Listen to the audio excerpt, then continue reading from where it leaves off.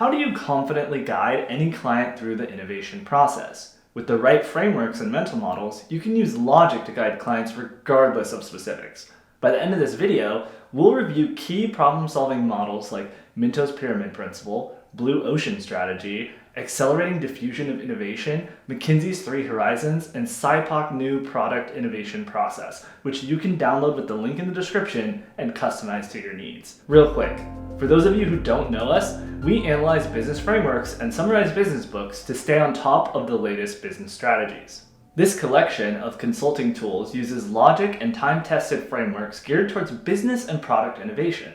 These tools can be used for all kinds of consulting scenarios outside of strict innovation, but it's highly tailored to help consultants guide their clients through this highly tumultuous time. So a current or prospective client comes to you with a very specific ask. How do you present a solution to them that earns their trust and gets them on board in the most streamlined way possible?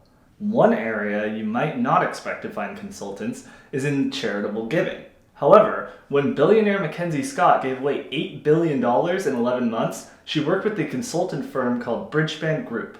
Formed by 3 former Bain & Co. consultants, Bridgespan advises the Bill and Melinda Gates, Ford, and Rockefeller Foundation on where to donate their billions. Unlike those organizations, Mackenzie Scott had some $60 billion in Amazon stock and no organization to spend it. She didn't even have a website to solicit requests for donations. With an urgency to give away as much as possible, as soon as possible, she needed solid recommendations on where to give and fast. For a situation like Bridgespan's, Minto's pyramid principle is a tool consultants can use to frame their solutions in the form of a single thought. This framework was created by Barbara Minto, known for her creation of one of the most commonly used frameworks called MISI. Since consultants often use groupings to simplify problems, Minto developed the pyramid principle with a top-down thinking structure to share ideas across teams and organizations more clearly and enable consultants to more easily convince execs that their solutions are strong. Since top execs and billionaires often start with a conclusion and use smaller ideas to support their main argument, Minto's pyramid begins with a big answer to the question you're trying to solve for them. Then, it breaks it down into supporting arguments. Ideally, you want to make 3 strong recommendations to support your conclusion, each recommendation supported by 3 supporting facts. This helps the recipient to focus on what they are most invested in. This pyramid structure is helpful for both working consultants and those interviewing for consulting positions. So, you've won your client over and want to guide them through new challenges and stay competitive. What tool do you use? Among edtech platforms that work in online education, Masterclass is unique in that it created its own dimension of innovation with cinematic quality and top-tier talent. Instead of competing directly with universities, it created, packaged, and sold edutainment, using inspiration and credibility to market itself. As the writer Adam Kiesling estimated, the company has been very successful, doubling revenue every year from $70 million in 2018 to something like $200 million in 2020. In Masterclass's case, its credibility is the marketing tool coupled with cinematic quality ads that draw you in. Compared to rivals Coursera and Udemy, which use individual instructors from actual universities instead of celebrities, Masterclass is in a league of its own, a blue ocean if you will. Blue ocean strategy compares conventional logic to what's referred to here as value innovation logic. Consultants can use blue ocean strategy to advise clients to use similar tactics to Masterclass and invent their own markets instead of being swept away in a bloody red ocean of competition. In this visualization, consultants can sort the conventional logic against innovative ideas by strategic dimensions, like industry assumptions. Then, they can compare where the business is now, assuming that the industry conditions are given, versus what they could do instead if they take a blue ocean mindset, that conditions can actually be shaped. So when your client assumes that competitive advantages need to be built to beat the competition, you can advise them to pursue a quantum leap in value instead and dominate the market in a different way. You can then take your comparisons to a canvas visualization to compare potential value propositions against the competition and see which strengths pose the greatest opportunity for blue ocean moves. So how do you guide your clients as they navigate the innovation landscape? Eventually, they'll be a victim of their own success if they aren't prepared for what comes after they've achieved their initial adoption stage. There is a chasm between early adopters and the early majority, even though both are earlier on in an innovation's adoption. Even though they both sound early, they have very different expectations. For a product or company to capture the early majority after the true visionaries, there's still a big gulf. Because of this, the strategies have to be drastically different. Diffusion of innovation theory is the oldest social science theory outside of business.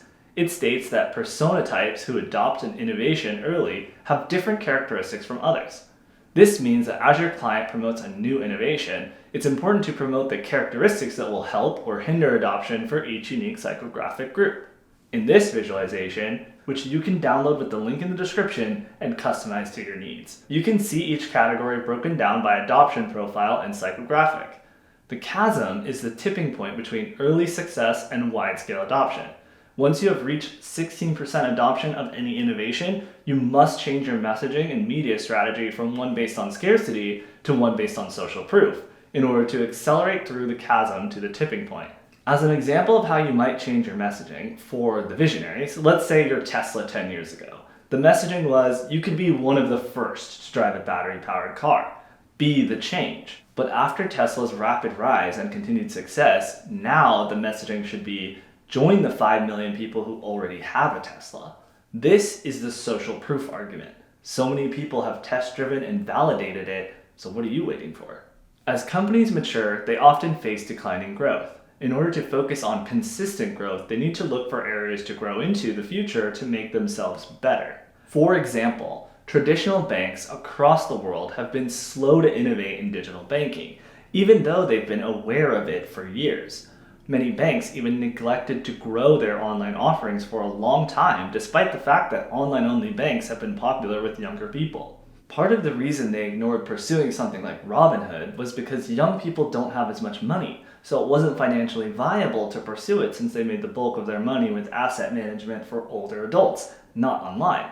However, as those younger customers get older, their wealth will increase. So for banks that did invest in digital banking offerings early on, they could win younger customers that 5, 10, 15, 20 years later could be part of their biggest demographic.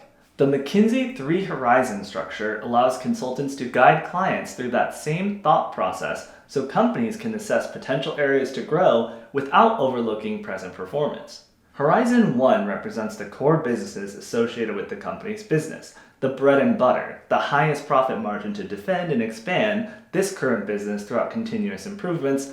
Horizon 2, which takes place over 2 to 5 years, represents emerging markets to explore but will require hefty investments. Horizon 3 is more experimental, explorative, and potentially transformational, and takes place over a horizon of 5 to 10 years. To help put this into context, think of Amazon. Horizon 1 was its everything store marketplace, which took a long time to get its third-party seller system to work. While it started selling books, the goal was always to grow to sell everything you can imagine. Horizon 2 could have been its Kindle e-reader and later Echo devices, as well as its Prime subscription service. Lastly, Horizon 3 is the more transformational bets, as first there was AWS, which was exploratory and experimental at its time. A new Horizon 3 for Amazon is healthcare, like Amazon's newly announced deal to offer its Amazon Care virtual healthcare service to the Hilton Hotel and Resort Group. Years in the making, company sees an opportunity to transform the healthcare industry the same way it transformed cloud computing, though whether it's able to fully realize this goal remains to be seen, which is why it's experimental with a much longer time horizon. Say you or your client have a great idea, but logistically it just doesn't make sense. This new product could even sacrifice what you're doing well. How do you launch new products without disturbing current workflows and processes? Is this product the right fit? Will it ever fit? How can you ensure operations are stable? Tata Motors of India is an example of how collaboration created an affordable innovation that fills a real need. The car company worked with other countries like Germany, Italy, Japan, and the United States to create a $2,000 nano car. Each country contributed cost-effective components that reflected their particular areas of expertise. The result of this collaborative effort is a quality-built, more affordable car, and one that worked based on feasibility as opposed to what we usually think of as innovation. SIPOC is a visual tool to document business processes from beginning to end prior to implementation. Often used to define the whole process before the work begins, SIPOC is especially useful for project management, like when you're working with Lean. Itemize task dimensions below each column across various business components like suppliers, input, process, output, and customer realities. Use this checklist during innovation launches to ensure you have the process in place to actually fulfill the task, which SlidePoc helps you lay out. To learn more about process and project management like Lean, or for more tools on consulting for innovation, check out the link in the description. You'll gain additional resources like profitability trees, problem definition worksheets, 3Cs framework, competition-based pricing, and an industry lifecycle framework. Thanks for watching, and if you like this video, you can gain more business frameworks and book summaries from our library. Just check out the link in the description for more. Thank you!